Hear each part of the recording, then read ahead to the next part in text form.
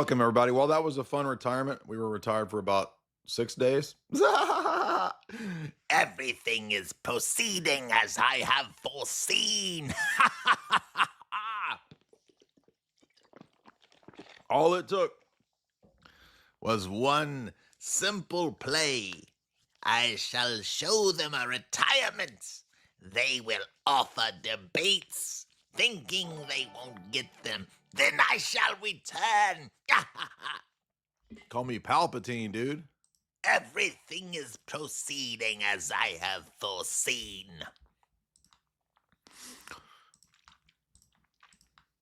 Y'all all fell for it. I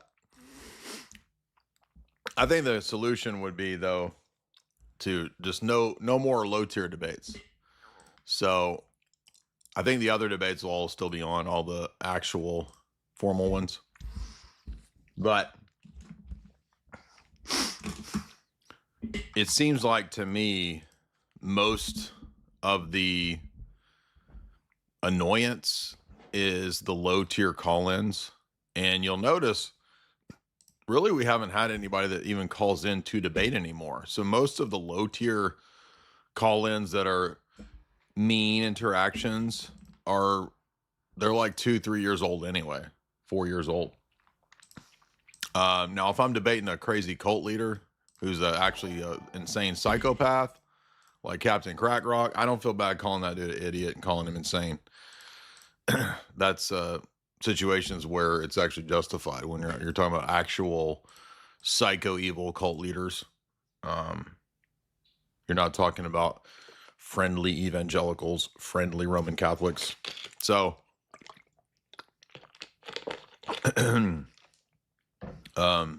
yeah, I think I talked to a lot of people about it too. A lot of prominent people. I talked to a lot of prominent clerics, people in other domains that I respect. And pretty much everybody kind of had the same assessment that the solution is just not to do the low tier stuff. The rest of it, but no, thank you. The rest of it, though, it's all good, you know. Quite a few clergy were saying it's not necessary. You don't have to retire.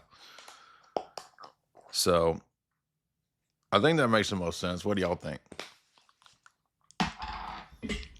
But it was also funny to do it too, because the retirement, because I knew if I did that, the reaction, I mean, it was way more reaction than I thought, but I did think that, oh, this will make Ruse lame and David Wood and whoever else. And all these gay evangelicals coming out of the woodwork, like celebrating some kind of weird victory because I don't want to debate low tier people anymore. So it was funny to see all the reactions and like all the people. Like, yeah, we got him. We took care of him. He's forever retired. Like evangelicals that can't say the Oz. He's retired. You sure about that? Anyway. The other thing too is the people that call in, they can't debate. They don't know what they're doing, and they think it's just arguing. They think debating is like you just restate your position over and over and over, or they think it's telling a story. Like none of that has anything to do with the debate. So it sounds as if tonight's debate was also a blowout. They're all blowouts, dude, because there's nobody left. I mean, the only guys who could conceivably perhaps argue won't even do it. They won't step up. So to me, it all just says, like, do they even have the convictions of their positions? I mean, do they just not even really care? But then I'm reminded of, how many people in the atheist sphere back in the day, right? We had the same sort of situation. Like, why would the high tier atheist debate, right? They don't really benefit from it. What does a high tier atheist get out of debating a competent theist? For example, we saw that when Cosmic Skeptic debated a decently capable intellectual theist like John Lennox, suddenly Cosmic Skeptic is done debating theists right when I'm supposed to have a debate. So, talk about timing. It just seems like they don't really have the courage of their convictions. I cannot get the smudges off these glasses. Drive me crazy. So if they don't have the courage of their convictions, on what basis should we be attending the evangelical strip mall churches that they want us to go to? So why should we go to Monster Truck Church? Why should we go to Lesbian Pastor Church? Maybe that's just as good of a church. Now, this was a funny clip that emerged today. I don't know who this mega church pastor is, but he's some mega church man, like mega church man. Megatron. You go to Megatron Church. Do go to Megatron Church. Do go to Megamind Church. And everybody thought this was funny. Whoever caught it, shout out to who caught it, that he kind of gives up the whole game here in this little clip, right? This is Ruslan's buddy that he's interviewing. I don't know this guy's name, but we have people in the chat, in the comments saying, I actually used to go to this dude's mega church. And here he is. Listen to what he says. This kind of gives up the whole business church game. Be like, nah, that's what I do. Mm. And so that's not like a preaching strategy. That's just kind of the way I'm wired. And one of the beautiful things about planning a church is you don't have to, like, you can just do what you're not trying to appease a denomination or a group of people. So the church planting model of Ruslan's fake rhythm church denomination, which the whole thing is just a church planting business model. You have one of these mega church pastors right here saying the great thing about this model is that nobody's over us. There's no authority. There's no accountability, and we can just do what we want. That's exactly the criticism. So they admit what we say about them, and then we're bad because we talk about it. Once again, God Logic, for example, was cheering on the fact that his channel was successfully converting a person out of Jehovah's Witnesses, which it's odd that, I mean, I would think that happens all the time. So why is he picking one person to say, aha, look, this proves that we're doing good work? But the problem is, again, he's on record sending these people to synagogues. And you understand, just because you're a synagogue that believes in the Trinity, quote unquote, or the deity of Christ, that doesn't matter.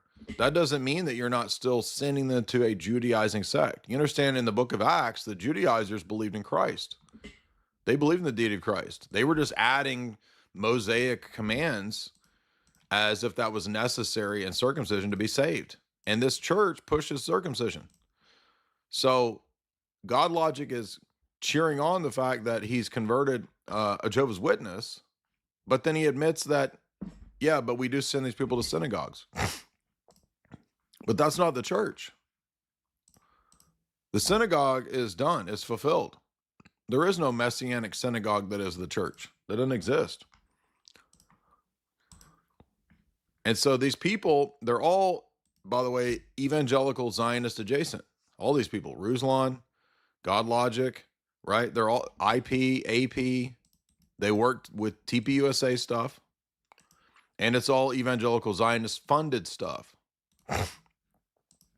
So that's what the problem is. And they're just acting like you're just mean ortho bros.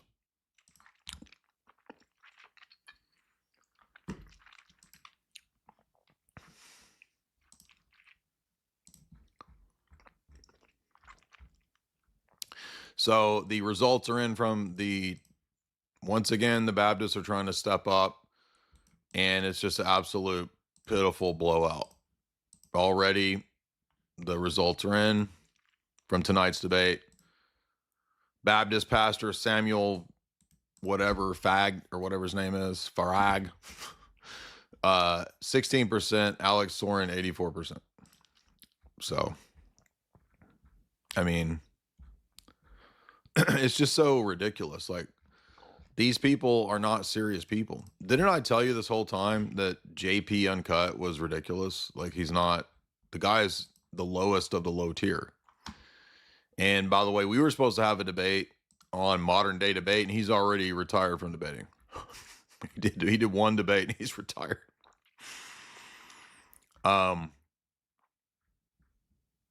So what do you make of that?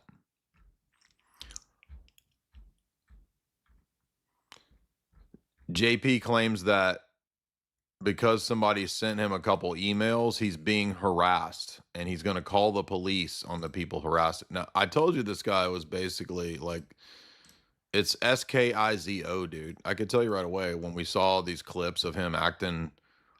He thinks that God talks to him. He thinks that the Lord's hand is on him. He thinks he gets these messages. He has the Pentecostal spirit. And now he's going to call the police over some emails and DMs. The guy's freaking got a dose of the skits, bro.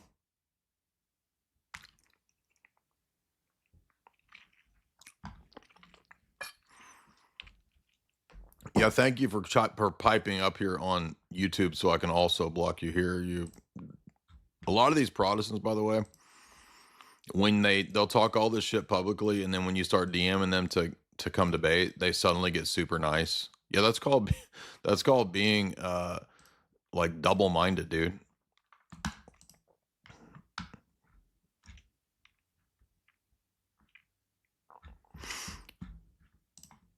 Yeah, I've already said, let's do it, David. None of them were even agreeing to debates until I retired. And so now that I faked them out, now they have to do the debates.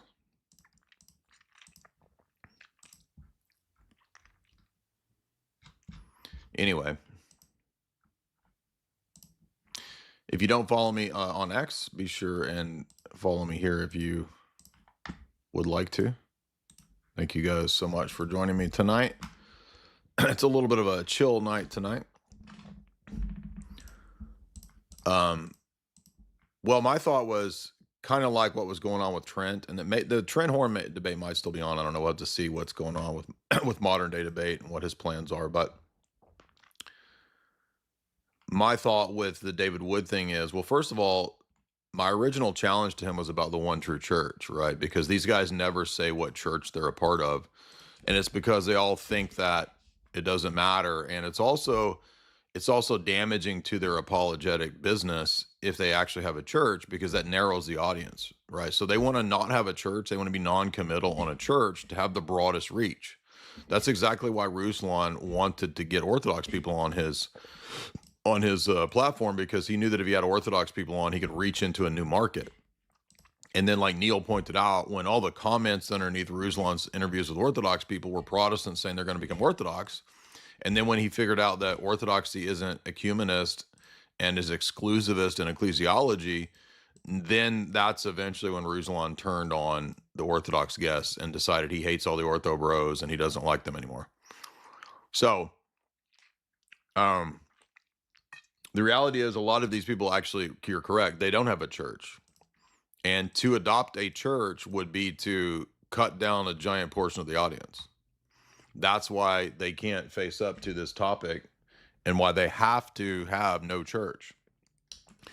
And if you watched last night's stream when we did the Radical Reformation megachurch stuff, that stream showed us that the Reformation itself ends up necessitating a restorationist model of the church that necessitates that there is no true church. So in other words, it's inherent to Protestantism to be ecclesiological relativists and to be essentially churchless apologists, because the more they narrow it, the more difficult it is to have a broad market reach. And the other thing too is they don't know why or when to cut it off to demarcate the true and the false church, right? As we said last night. So in other words, they can't really say if a church that begins to have women pastors actually isn't the church, because that would mean that they have a higher tier of what you have to meet to be a church. But the higher they make the tier, the lower their market share becomes, because they're cutting off the broader base of the evangelicals, which also includes a lot of liberals and people that believe that women should be pastoring and teaching, a bunch of the non-denominational megachurch people, right? So the broader that the God Logics and the IPs keep their gospel message, the better the market share. And they're tapped into a giant market of low IQ Muslim converts. So that's why all they do is debate Muslims. They don't debate Jews. They don't debate cult leaders, typically. I mean, maybe every now and then they get one that calls in. But typically, generally speaking, they don't. So that's why you have to have a church as part of your apologetic. And there really is no such thing as a churchless apologist. And it's funny, every time I ask that question, every time there's a reply, these goober evangelicals and heretics, they'll actually cite Origen as their example. You realize he's a heretic. They're like, just because you say so. Oh, okay, so now the Trinity doesn't matter. So Origen's anti-Trinitarianism doesn't matter. So you can be anti-Trinitarian apologist now. You see, none of this makes any sense. And business church is their whole model, and that's why business church can't have exclusivist ecclesiology. But none of these people actually go to the church fathers and to church history to see whether the church's own doctrine of itself was exclusivist.